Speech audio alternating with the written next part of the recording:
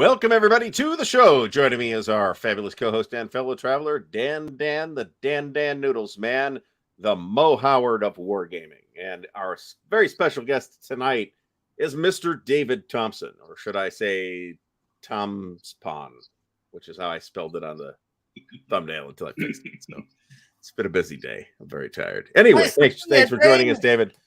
Yeah, thanks for having me.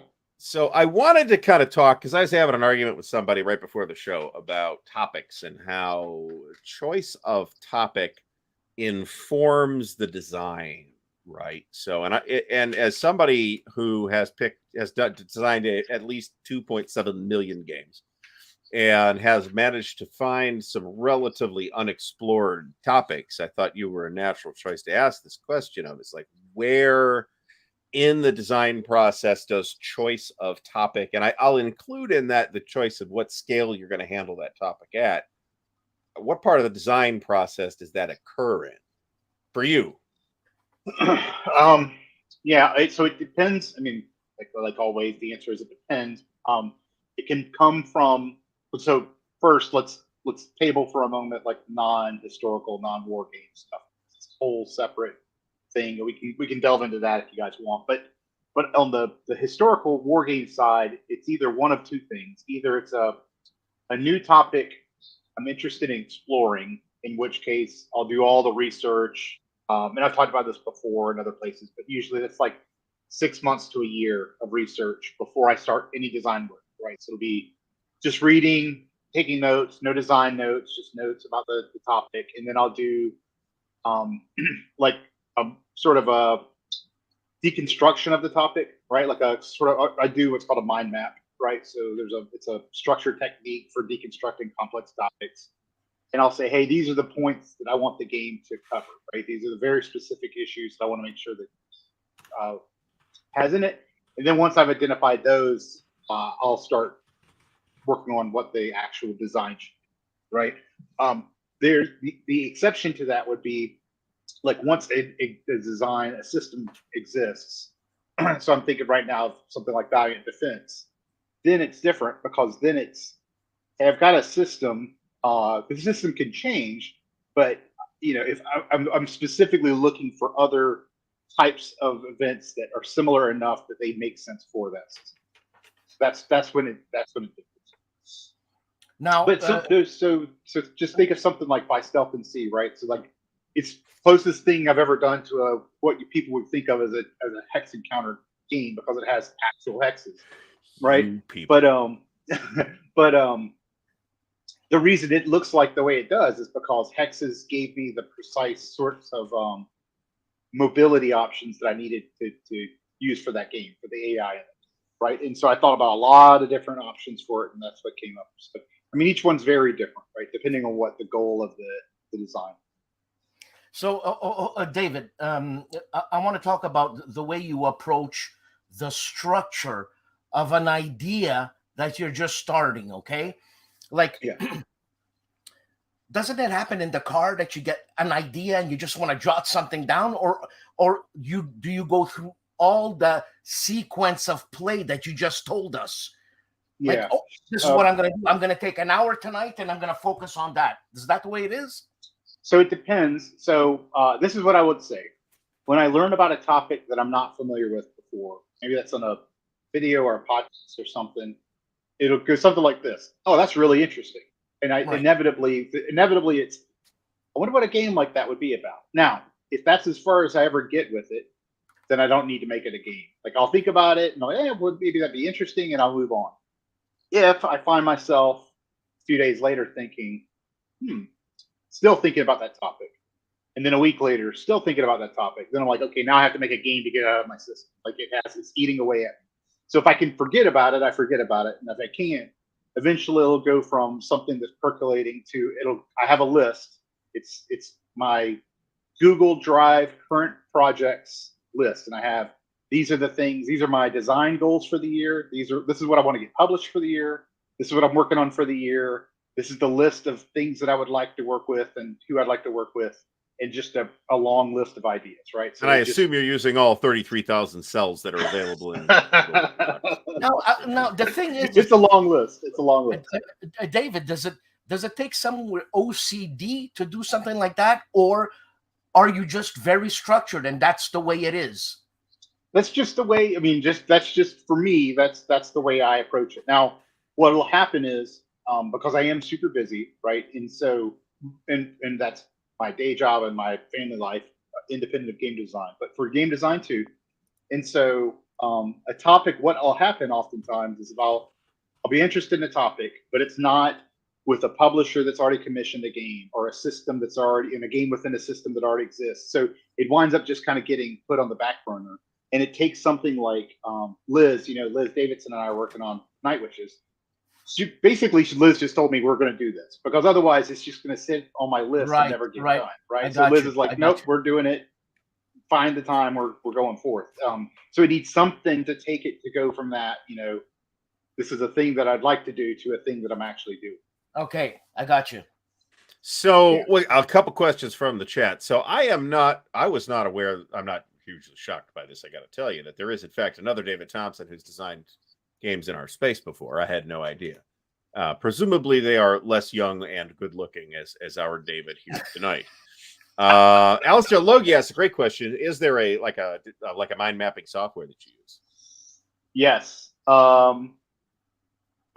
So this is going to be a little bit of behind the scenes stuff. I'm familiar with the name of the software that I use at work, which is not available publicly. There's a public version that I can dig up. Can't remember what it is, but it's a tool that I can figure that out. Here, give me a second, and I'll dig this up. That's okay. I can't. I've used the mind mapping software before, and I'll be something open source, and I'll be damned if I can remember what the name of that was. I guess you could use Visio for it in a professional environment, but I'm certainly not paying for Visio on my own. Screw that.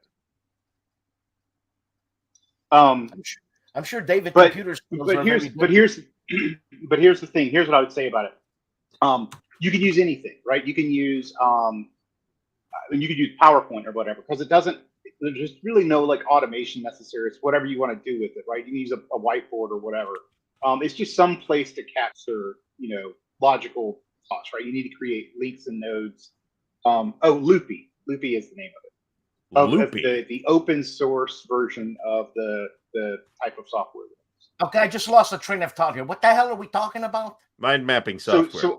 So mind mapping software. So software that's designed to help you do this sort of complex deconstruction work. That's the name of the software. But you don't need, like I said, you don't need that, right? You can do this on anything, right? Because all you're doing is you're saying, here's the topic. The topic is whatever. I did a talk on this recently with at Clarkson University. So it was Landsworth Ridge. So Landsworth Ridge is the topic. Okay, let's talk about Landsworth Ridge. There was the INR platoon. There were the attackers. Right? Each of those are links that go to a different node, and it just keeps exploding from that. And it's a way to help you structure all the different concepts that are related to it. Once you've completely blown out this mind map, this structured approach to the topic, then you can go through with the entire mind map and you say, this is interesting, but it's not directly related to the game I'm trying to make, right? So I'll give you an example. At some point, I had to decide that modeling an individual 50 cal and its ammunition was critical to the game, right? So there was a node that was, heavy weapons that were part of the defense. And from that node, there was 30 cals and 50 cals and VAR and all this kind of stuff, right? And each of those were a sub node. And so maybe this doesn't make sense to people that have never seen it before, but it's just a concept as a way of structuring a lot of different thoughts, seeing how they link together. And what it allows you to do is say, okay, there is a linkage between the avenues of approach for the German attackers and the booby traps that had a physical defense and the defensive fighting positions of the Americans. So in the game, those things need to actually have a direct interaction, right? This is a way of helping you understand this complex. And I don't do that with every single game, but games like that, like a historical game like that, that's about an event, I do create a mind map, and so it helps me settle on, like I said before, what I'm going to include. There was a time, so this is an example. So in the actual historical event of Landsworth Bridge, right as the attack was happening, some of the defenders actually went into the town of Landsworth, and they had gone into a building that they had been using, the forward observers had been using, and they saw the Germans coming. And I thought a lot about, do I include this, right? Like, do I include a prelude to the game and blah, blah, blah. And so there was this whole side to this mind map that I'd created where it was structuring all that stuff. And eventually I was like, this is not germane to the game. Like, I like it, it's cool, it's interesting, but it's just not necessary. And so you can see the amount of effort and time and stuff that would go into that, and just what you don't see is you don't see a lot of links back to the actual defense, right? And it helps you see, okay, this is not something we have to. Okay, I'm stupid. All right. Now, this software that you're using generates ideas. Is that what you're telling me? Not generate. No. So it's that's just ChatGPT. Yeah, let's go to ChatGPT and tell it to make a game. No, it's just you saying, hey, here's an idea. The idea is the defenders. I'm going to draw a bubble. I'm going to write defenders in it. Now I'm going to make a link. The link goes to weapons that the defenders use. Okay. From that bubble, the weapons, I'm going to create new links. It's going to be the 30 cal, the 50 cal. Each of those is its own new bubble. And so it's just showing you linkages between different concepts. Okay. For relationships. Mm-hmm. Okay. Yeah. You could do it you could do it. The coolest way to do it is to get a giant cork board and have like the push pins and the strings connecting everything. That's the hard way to do it. So my design partner, Roger Tankersley, that I worked with on Sniper Elite and Resist, he and I actually did a class for Jim Dietz at Origins on this with educators. We just showed them, hey, this is our technique for modeling and concept deconstruction for game design. So I'd have been curious to see that. I assume that was not recorded. No. Yeah, it's too bad. And David, you mentioned Sniper Elite, and Sniper Elite was done by Rebellion. Was that right? Yeah, that's right. Mm-hmm. It's out right now. Is that yeah, right? Yeah, it is. Okay. Mm-hmm. Did you, am I allowed to ask you how many numbers have sold? I don't know. I can't. I don't think many publishers don't like giving numbers. It sold well. It sold really well. So I think it's sold out. I think it's sold out now. So they'll probably reprint. So it's funny you should mention Sniper Elite in particular, because I was in a new to me game store that's opened in the last year or two up in the central Ohio area yesterday. And the only thing I even recognized that they had board games was Sniper Elite, actually. So I'll give you a chance, David, to answer this question. But if you don't have an answer for this, then that's cool. And we'll maybe do this as a show topic, because I think it actually might make a good show topic. Are you familiar with the commentary of one Bruno Faiduti that he posted something about? He thinks it's, I believe the word he used is an absurdity to include history in games. It was so much. Yeah. So that whole, whatever it's called now, X Twitter, that whole thread was so funny. There was a lot of really good content coming back at Bruno. And it was like, I simultaneously felt bad for him, because I was like, I feel like everybody's ganging up on him, but I mean, it's his own fault. But I mean, he must have been joking. He must have been joking. Saying he was not. He was doubling down, tripling down, and I mean, I'm oversimplifying. It was basically saying that games shouldn't be used as educational tools, and he's a teacher. And I was like, this is ludicrous, man. This is it's fucking crazy. Insane. Oh, sorry. Yeah, right. Craziness. The funny thing, though, I don't know if you saw this, but there was there was a lot of little spurs going off of that. Mm-hmm. But there was the dude who myself and Rodney Smith and stuff were kind of yakking back at, who was saying that Bruno Faiduti was like not an accomplished designer, right? Because I think it was Rodney. I forget who that was, but yeah, I think it was Rodney who said like superb, and then the guy was like, yes, this guy's actually not made any popular games. Like, I can tell you that Citadel, Jason Matthews who said that. That pointed out that Bruno is a accomplished designer. Yeah, right. That's He what is it was. He is an accomplished designer. Well, he's Very designed like accomplished. 150 It's- games. I mean, he's Yeah. doing So something. and this is what I told the dude that said that he's basically a nobody. He was dismissing Bruno's, and I mean that's one thing for us to say Bruno's totally wrong when it comes to game stuff, but don't like dismiss the guy's Expertise library or of design, right? Well, let me And go so, out on a limb here and say that the thing that Bruno said is a stupid thing to have said. Yeah, And that obviously he is not familiar with our end of the analog gaming hobby. Yeah, Well, hold on, and he said it's not good as a teaching tool. Well, he said it, well, yeah. I mean, the point Repeatedly. he was trying. I think what he was trying to. I think what he was trying to say was that to use a game as a tool in a classroom is too much time investment. Because he was saying you could get the same point across with, a 10-minute. Oh, I see. Something from a book or whatever. Okay, But okay. I mean, then the obvious debate is, well, okay, yeah, you can lecture at me for 15, 20, 30 minutes and I won't retain anything you say, or you can give me agency and I can learn and you can actually invest in the students. I can tell you this, I would never want to be his student. I came to that same conclusion. I have to assume that he is among the world's driest educators. Does he might have a point.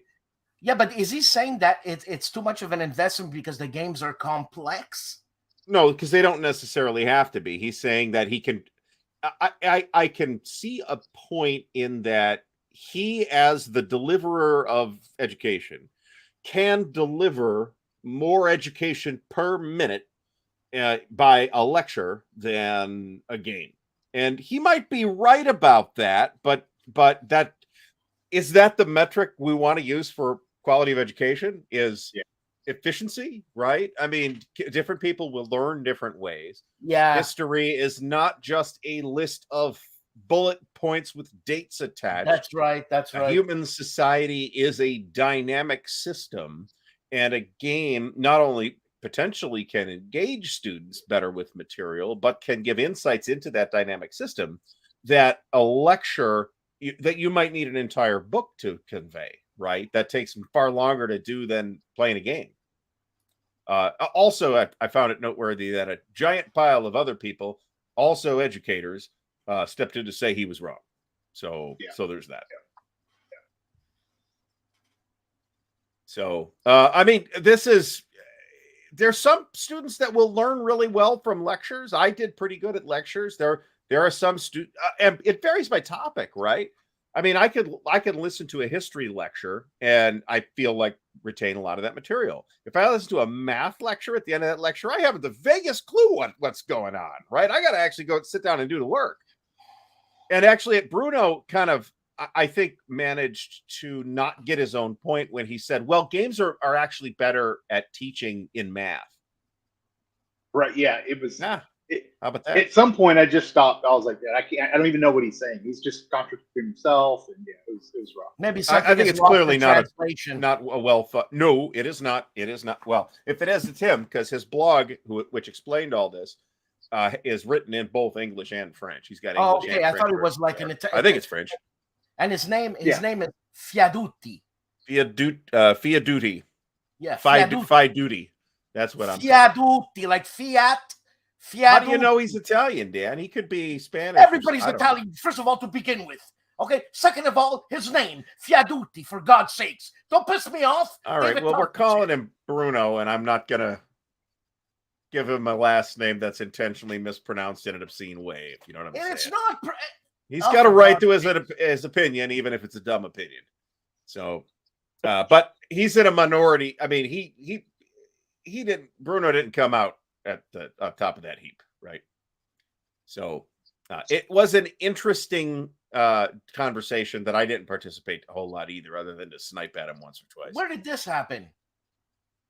It's all Twitter X, whatever it's called. Oh, Twitter. Oh, yeah. What's it called now? X. Who cares? Everybody still calls it Twitter, don't they? I guess this is true, but I guess. So Listen, I because- looked through Bruno's catalog too, and there's some games in there that are reasonably well regarded, but there's nothing in there that interests me. And by hearing it about Bruno's design philosophy, I'm pretty comfortable having made that decision, right? So Maybe we should in, have. in fairness to him, I mean, he designed Citadels, which if you go and look at it, it's not necessarily super highly rated anymore, but it was an SDJ nominee, a Spiel des Jahres nominee. It's a great it was game. published. Yeah, it was published. It's been published by 30 something publishers. Yeah. Tens of thousands of people own it, and it. I don't know if it created that genre of games, but it certainly popularized them. So, like, Look, he knows what he's doing. I mean, he's in the Reiner Knizia level. You know what I'm saying? So I feel like I didn't want to talk about Euros versus War Games here, but but this is kind of part of what divides Euros and War Games, right? Where one takes in, kind of these are stereotypes and they're not airtight definitions, right? Because there's wargaming designers that design the Euro way and Euro designers that design the Wargame way. But a lot of times what we see is the Euro designer, stereotypical Euro designer, will start with the mechanic and develop that mechanic and add to that mechanic and interlock systems. And then at the very end, they take a topic and stick it on top like a hat. Where the wargame designer will almost never do that. I mean, you're not doing that, I don't think. Correct me if I'm wrong, but you're starting with a topic and then designing a game that works with the topic rather than, I'm not really sure where to put Paulo Mori's Blitzkrieg. I mean, there's, this is not, it's ridiculously reductive to say that every game falls at one end of this dial versus the other end of this dial, right? So a lot of designers are going to fall somewhere in the middle, more to one side than the other, maybe, but somewhere in the middle. I haven't actually played Paulo Mori's Blitzkrieg yet, so. Well, it's basically it's very, very abstract. Yeah, there's I know a that. system. There's a system, and it's Euro-ish, man. I mean, it looks like it, but yeah, and it's inspired, derived by whatever his earlier game, Dogs of War. So, I mean, I don't know the origin of that specific game, but clearly it wasn't that there was a mechanical concept for sure that absolutely the creation of that. And that's what he went on. Yes, and I love the game. I love the game, right? But it's a different beast. It's not. You're not playing Blitzkrieg to learn about the history of World War II. No. You're just playing. No. Let's see who can win World War II while holding a beer in your hand. Right. Well, that's fine too. You can play beer. Yes. I'm not putting that down at all. You can play Campaign for North Africa with a beer in your hand if you want, and presumably excel in the other hand. So. So William Aaron says a well-designed game that was played in a kind of structured lab setting can be good learning supplement to a history course. I mean, lots of history people agree, right? Liz had somebody on her show, I forget the individual's name, who is a college professor that routinely uses various types of games, and they're not busting out Campaign for North Africa, okay? Obviously, right? That's way too much lift to put in a classroom. But they do, role-playing type exercises to teach a variety of different subjects and topics. And I thought the conversation was really interesting.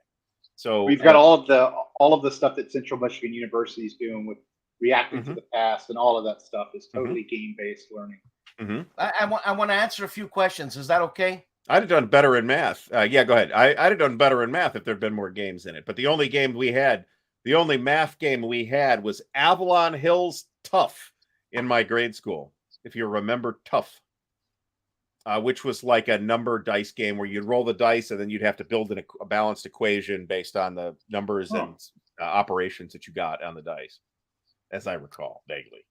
Yeah, David Imparato. Yes, he is French. So was Napoleon Bonaparte. But his blog's in French, so I think he is a Frenchman, but so was Napoleon Bonaparte. You get what I'm saying? Okay, William Aarons, when the hell are you going to send me your address so you can get a personally written letter by me with real ink and a $1 sheet of paper and a fountain pen that I will describe to you why I'm using that fountain pen and that certain ink. Okay? I'll just point out that William Aarons won something in one of my giveaways and actually came over to the house and picked it up. Did he really? Yes. So it was great having him here. He was only here for like half an hour, but it was great. Yeah. Okay, He's William, like, I'll give you my address. he's like, I want to see where the sausage gets made. So, and I showed him where the sausage gets made, and it smells like some old ass sausage in here. Let me tell you. So Seriously? no, I got this. It's totally. That's why I keep you can't see the door anymore because I keep it open now. But yeah, it's just a completely closed room with no ventilation. I'd be eating and farting and stuff in here, and it. Ooh, my wife came down here. She's like, "Ooh, boy." And my toilet talk is bad. People, did you hear this? The problem with the toilet thing. Go ahead. David, you know about my toilet? No. I bought a new toilet. Okay. I had to shut the water coming into the house because we would flood all the time. So it would come out of the toilet shooting up like the old Yellowstone guy. What's his name there? Old geezer. What's a geezer's name? Oh, Faithful, for God's sakes. Come on, I'm Canadian and I know more about Yellowstone Park than you guys. But anyways. I've never even seen Yellowstone with Kevin Costner. Oh, that's good. I'm just saying. Yeah. You're gonna hear some good cussing. And David, my toilet, I paid the throne $1,500. The throne, just the throne. Every week with this. Now, aren't you asking yourself what the hell is going on? Yeah, what is going on? It's Canadian money, first of all, so that's a factor. So there's a macerator in the back, and it just shoots it up to my other toilet. Right. Okay. Anyway. All right. So exactly, David has been. David is a wealth of information. So getting back to the topic, getting away from Dan's toilet again. I forgot the question I was going to ask now because I got distracted by Dan's nonsense with the friggin' toilet. No, maybe it's because of the wafting of the farts and the stuff in your thing. Do you, David, find kind of ideas kind of naturally flowing into based on things you see or things you read or things you listen to on podcasts or whatever? Or do you find that you have to like go find those things? Definitely not. No. So I'll give you, they all come from different places. Most of my consumption is either reading or podcasts, but this will give you a peek into the way my weird brain works, right? So right now I'm working, one of the projects I'm working on is the 5th Platoon game that I'm designing. Have we discussed this before? This is the sequel to the 4th Platoon, presumably. 4th Platoon. Yeah, this is the game Dave, that was born. You don't discuss anything with us, and I think that's the player's aid. There's a conspiracy. Well, I talk to Gary a lot. It's just you that I don't discuss stuff with. Is there a reason why? No. I don't know. Maybe because I sent you 5 emails today and you didn't answer me until 6:55. I was working. Okay, that's fine. You're working all the time. You're a very busy man. Do you wake up at 3 in the morning to work on your latest game design and knock 2 games out by 7:30, like David does? Let's not talk about me.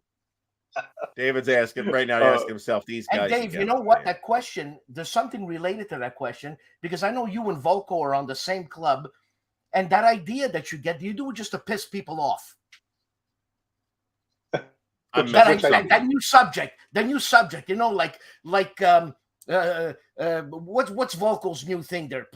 Planet Genet.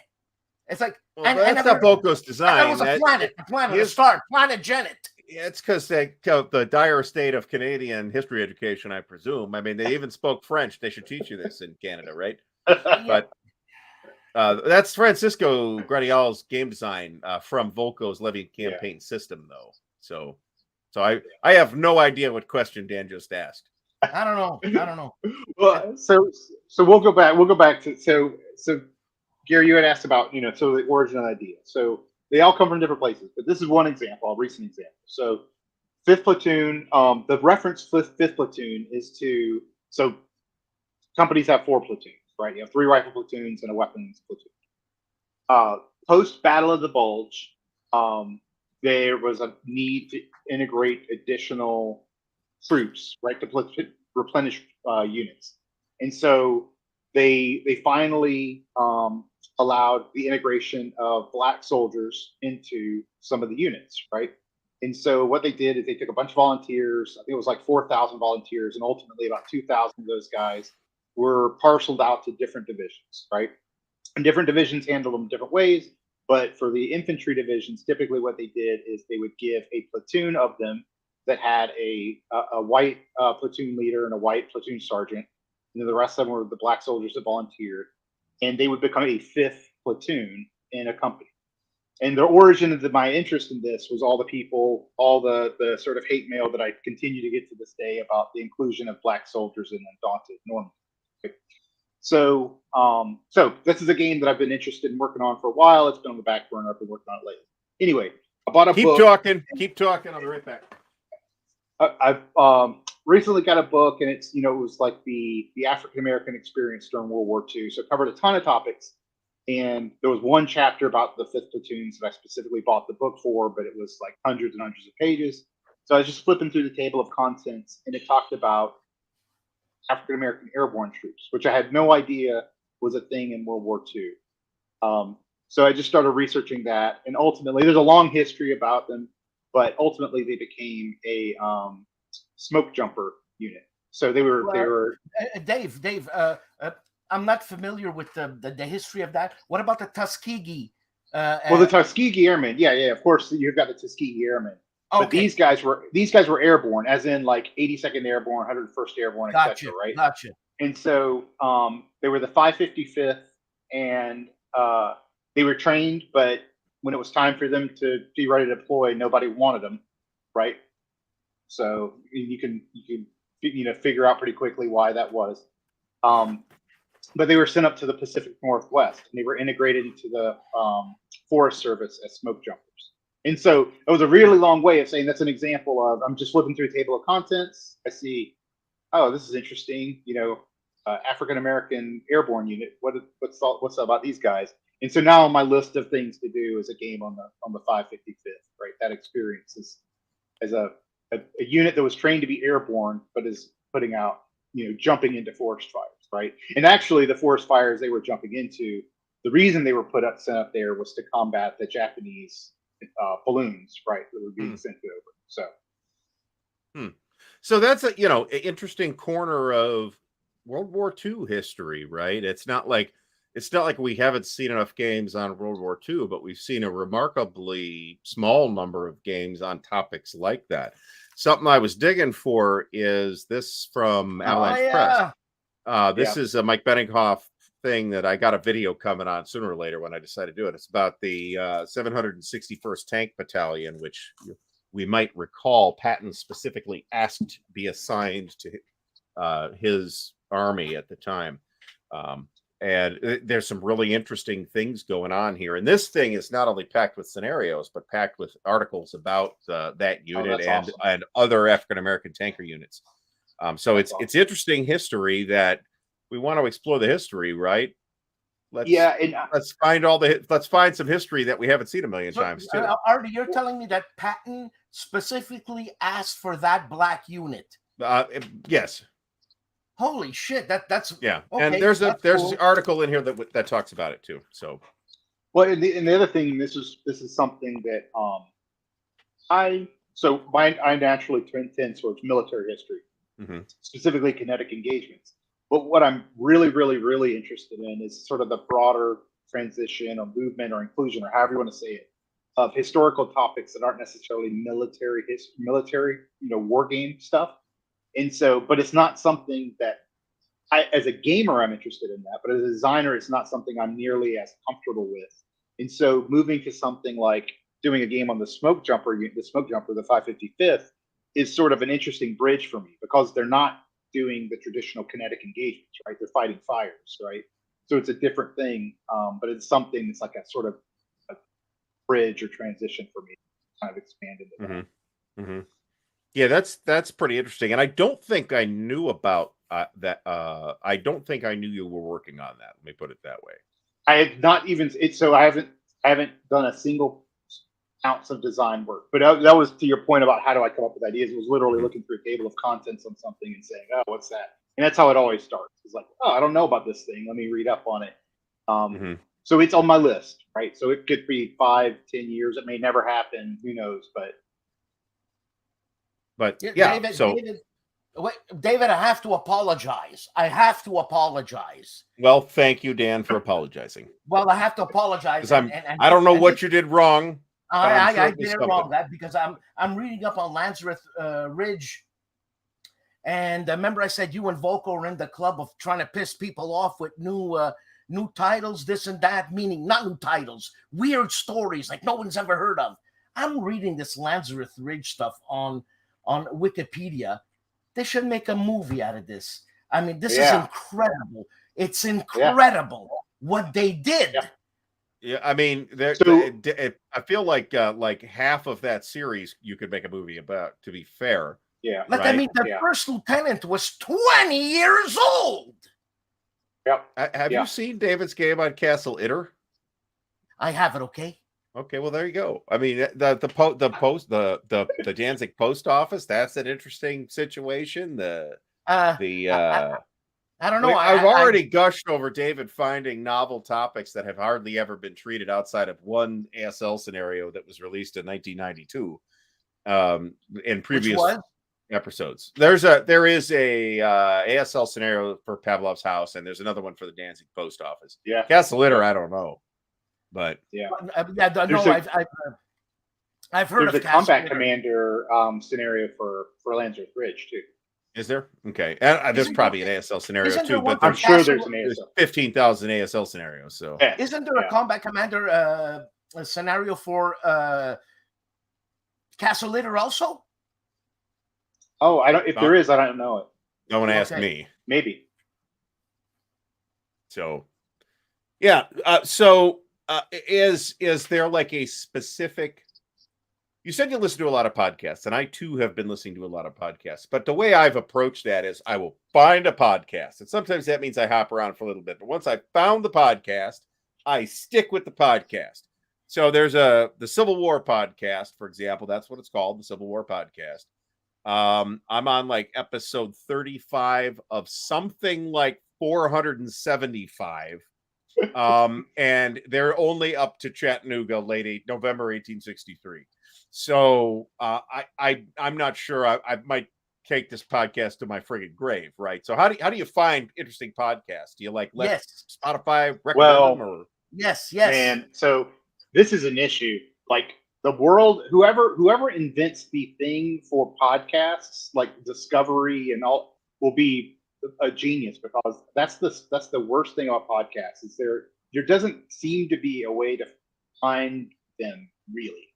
I have a bunch of gaming related podcasts that I listen to that I just subscribe to, and they automatically download them.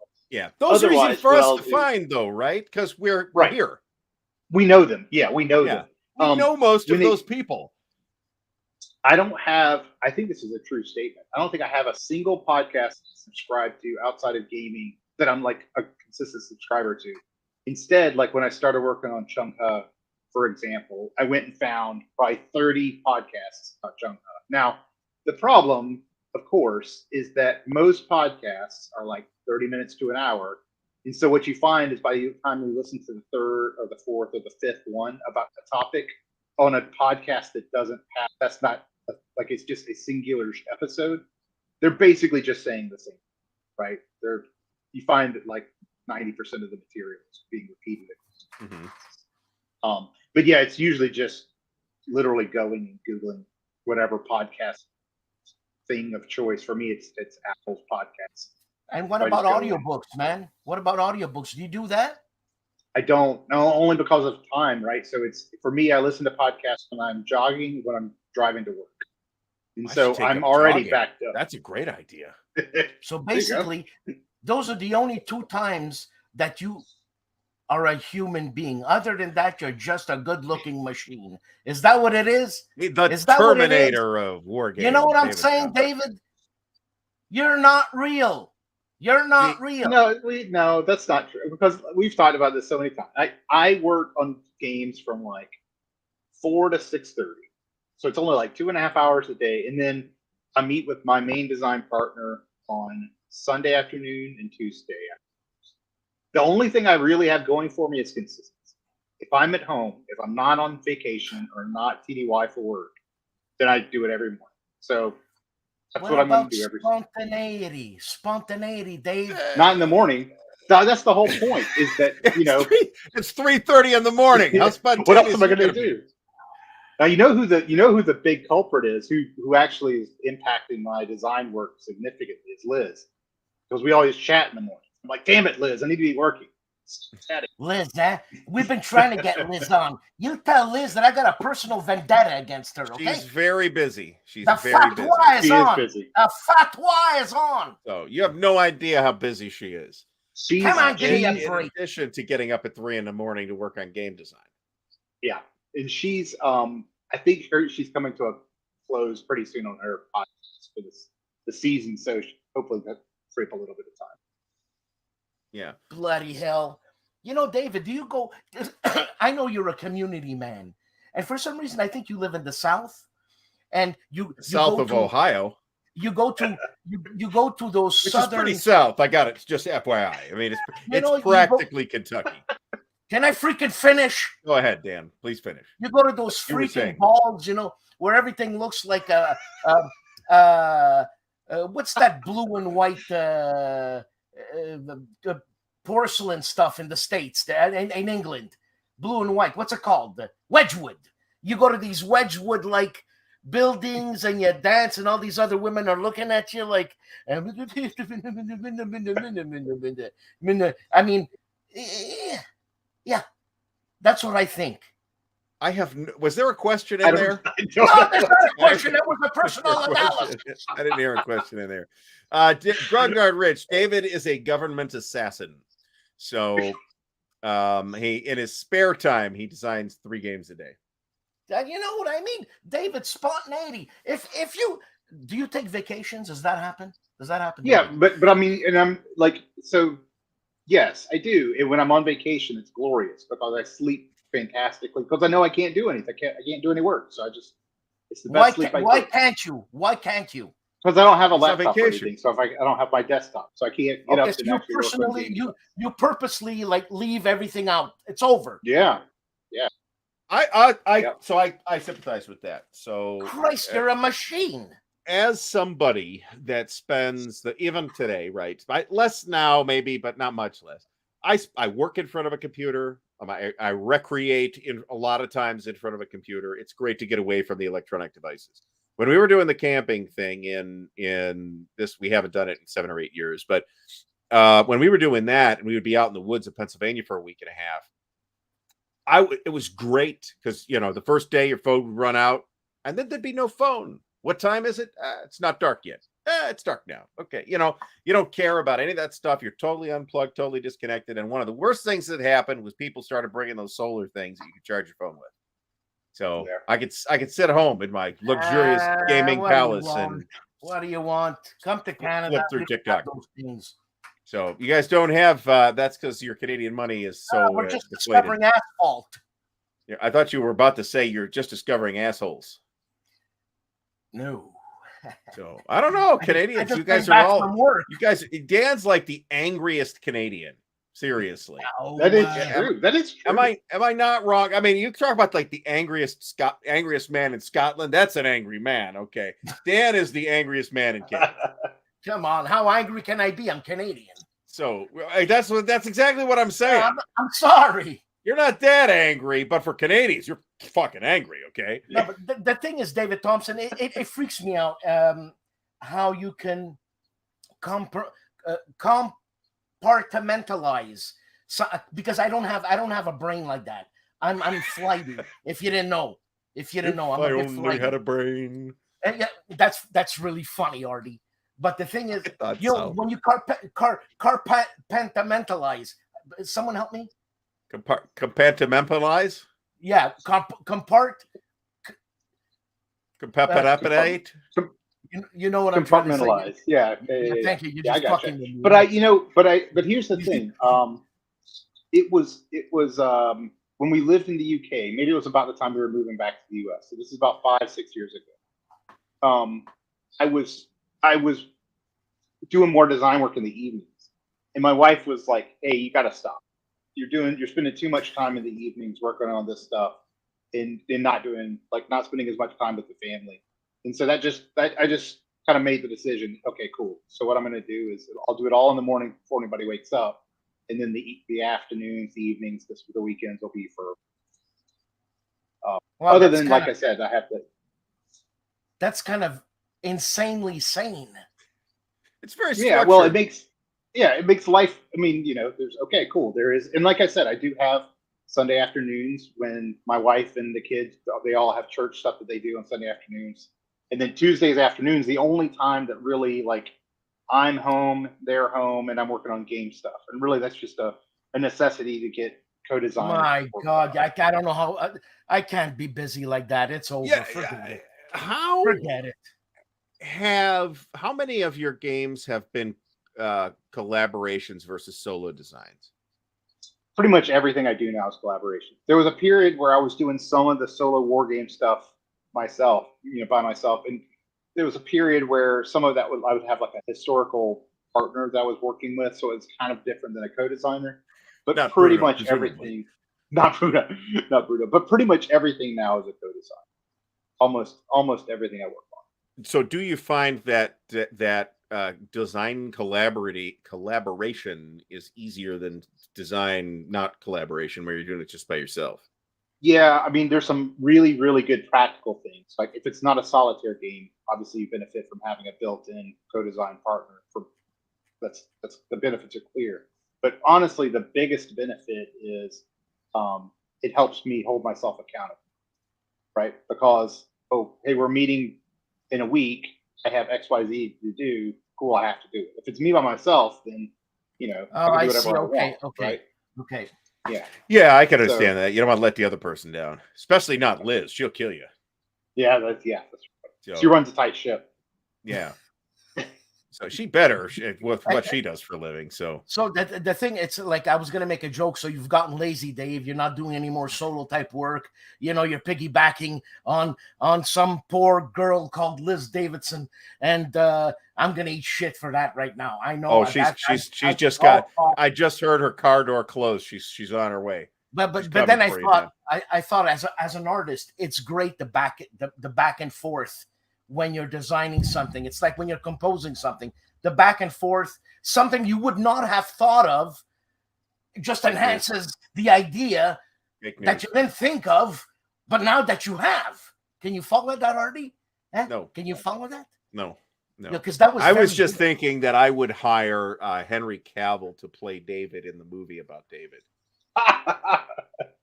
That was my thought. Well, I'll tell you this: I'm a straight dude, but he's an attractive man. So. Yeah, he's a handsome devil. The only thing I will say is that Henry Cavill is substantially taller than David. Everybody's substantially taller. So what happens? What happens if you come to Canada? Let's say you come to Canada. Hey, Dave, I meet you. Let's indulge. Let's indulge in the freedom of Canada. Here's how this works: you go to the border, you show them your passport, and then you say, "Sir, can you point me in the direction of the angriest man in Canada," and they will give you the printout to MapQuest to dance. Let's enjoy the freedom of Canada, indulge in all its freedoms. You can't do that. What do you mean you can't do that? You can't indulge in all of Canada's freedoms. You just can't take Canada's freedoms back across the border with you. Speaking of which, Dan, I bought something. Since we're in the making fun of Canada segment of the show, a regular feature here. I ordered something on eBay from Canada, and if I don't get it soon, I will blame you personally. Where does the guy live? I don't know, but I'll find out. Yeah, you find out. I'll find out. He's probably the second most angry Canadian because you find out. So anyway. So, all right. So let's, we got a couple more minutes here. So in terms of, I don't have a good question. Dan, ask a question. My question is going to be lame. What do you think about this is really good. The Space Force? What do you think about that? Fake news. Well, I I know- would. I know Okay, I asked- I will tell you. I'll tell you this. Now, All hold on, joking hold on, aside, hold if you look on. at I asked Volko the same thing, and he says, I don't know why was it Volko? Was it Volko or Ben Hull? He says they walk through the halls and they make fun of the guys of the Space Force. Well, they you know, probably do, but they're the But I young mean, guys. it's a serious thing. They're the sure. new. Well, sure, but they're the new guys, of course. yeah. So what do you think? What's Well, the first of question? all, yeah. What do I think about Space Force? Like the existence of Space Force? Okay, so just to get this out, we can't say Space Force. We have to say Space Force. Da, da, da, da. You know, just saying. Denise Richardson and you know, whatever. So here's a funny thing, and this is not a joke. So Jeff asked, General David D. Thompson, Vice Chief of Staff, blah blah blah. We've gotten each other's emails before, and that's not a joke at work. So, so have any of those had? You open the email up and it's like, holy shit, this is top secret. This is not for me. Yeah, this is not for me. Yeah, Hold on a second. and he's gotten my stuff before, right? Because we're all on the same work computers, right? Okay, so already mentioned this. I was in the Air Force. When I was in the Air Force, I was in the Air Force in the 90s. We were the new branch, right? They were still like the baby branch. So it's kind of nice that there's a new baby branch, first of all. What the hell are you but here's- talking about? What's The going on? Space Force. The Space Force You're is in the the new baby fucking branch. Space Force. I was in the Air Force. I was That in was the Air before Force. there was a Space Force, Dan. That was before there was a Space Force. Yeah, I know. And but most, geez, I mean, I so- know David so- looks like he's 25, but he's actually a little older than that. yeah. So I was in the Air Force. It was the baby branch, so it had all the cultural lack of identities that baby branches have and all of that stuff, right? So now the Space Force gets to be the baby branch. Also, the place I work, and I work with the Air Force, but the place where I work, there's also the Space Force. So I work with those guys, and I mean, essentially what happened is a whole bunch of Air Force people went home one day and they put on Space Force uniforms, and they did the exact same job. So I mean, oh, it's it is what it is, right? It's too bad. I thought it was something extra, like David Duchovny extra. You know what I'm saying? Mulder, Well, Dayton, Ohio is where they keep the aliens. So if anybody would, if I needed to know about David, what's going on with the aliens, you're who I would ask. So That's it, David. I'm You're just a saying. goddamn alien. It's where the aliens are kept. You're an alien. I saw it in a movie once.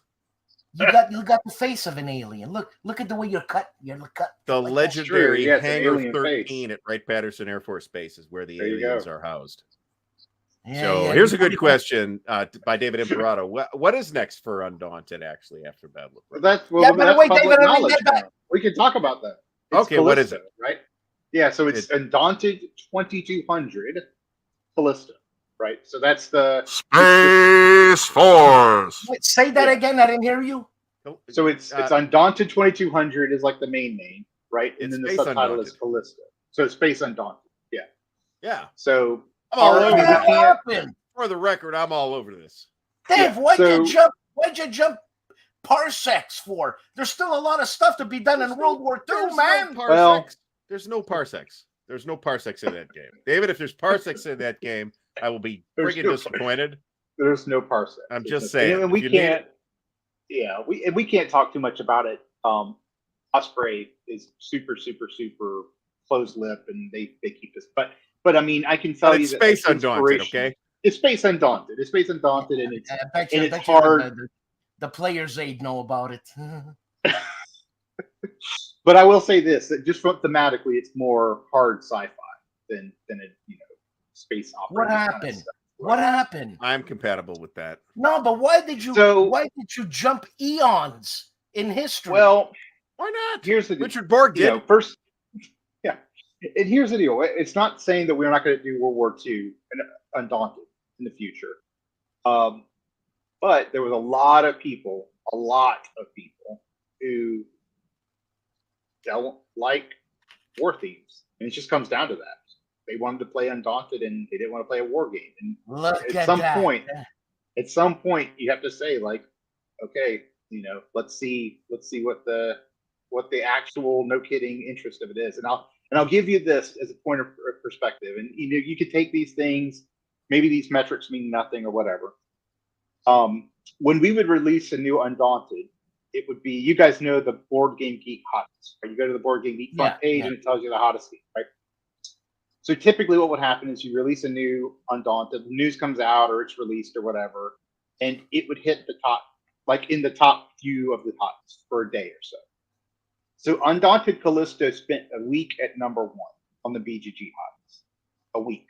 Which was, I mean, it dwarfs anything that ever came before. Now, will it maintain that popularity when it comes out and people be interested? I don't know.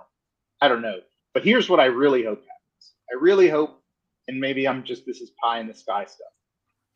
People that previously said, I'm not really interested in World War II, but I'm interested in the Undaunted system, buy Callisto, and then they're like, well, maybe I will go back and try Undaunted. And they go back and try Normandy or North Africa or something like that. And they say, oh, this is actually pretty interesting. Maybe I should try more of these games. So that's my sneaky hope that, like, you know you know get what? more I people know into the historical. Dave, side. I know what There's it is. 30 of them, so. They manipulated you and they threw money at you. They threw money at you.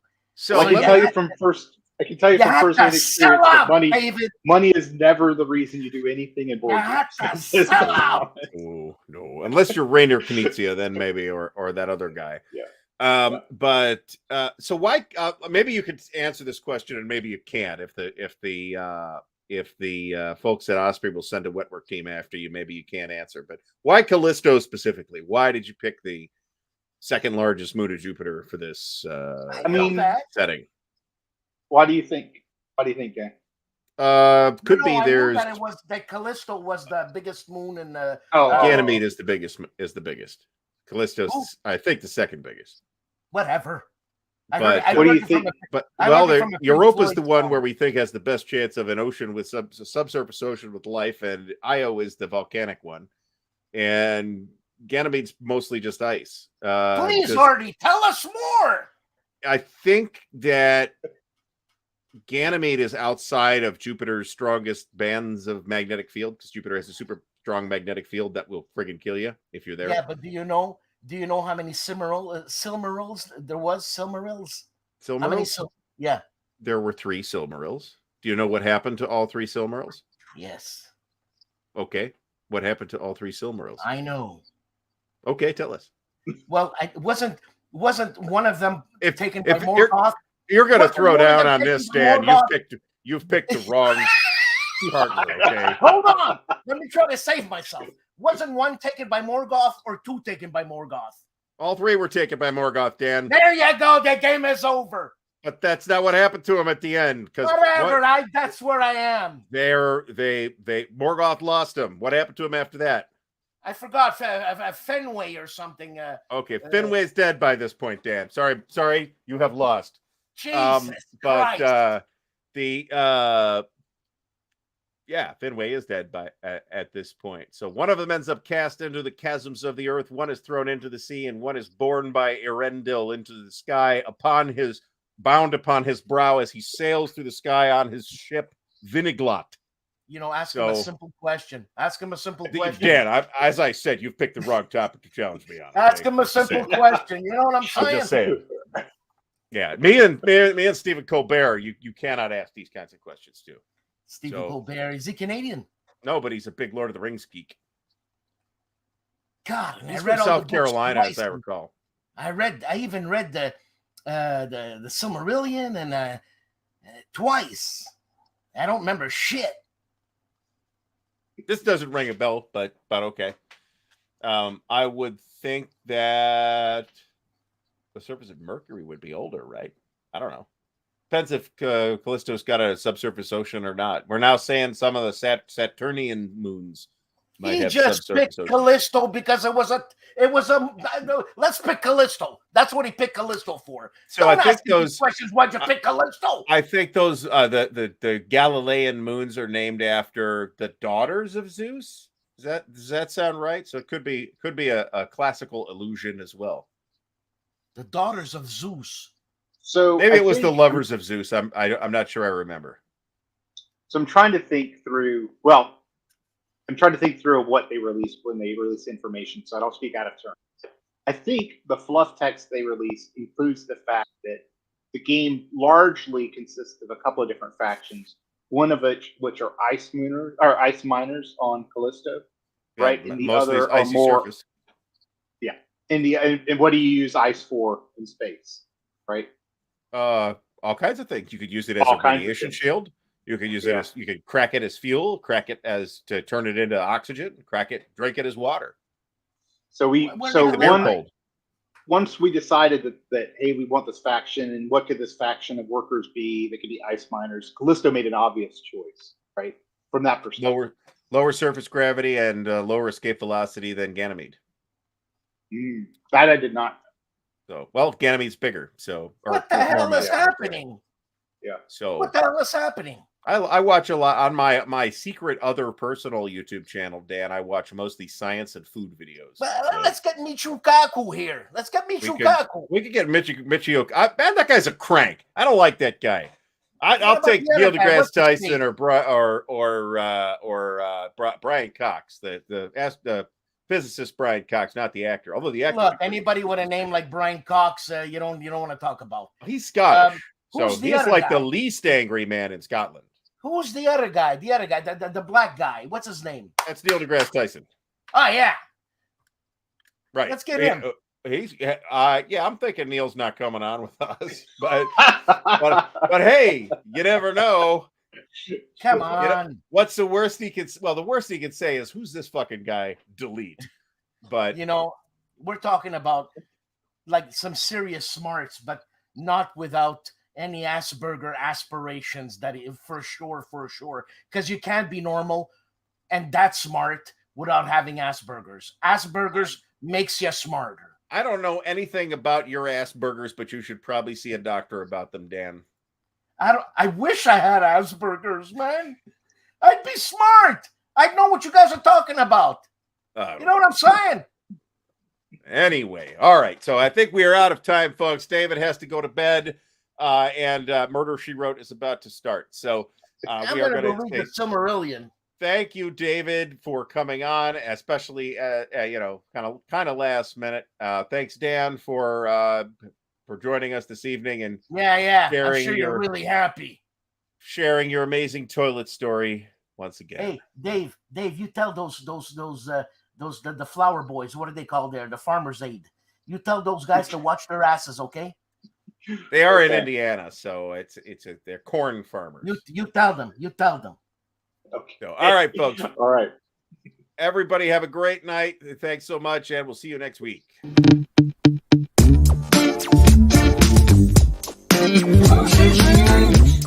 Big move.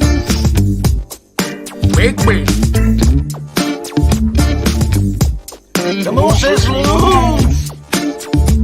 Big moves. Big win. The moose is loose. Big move.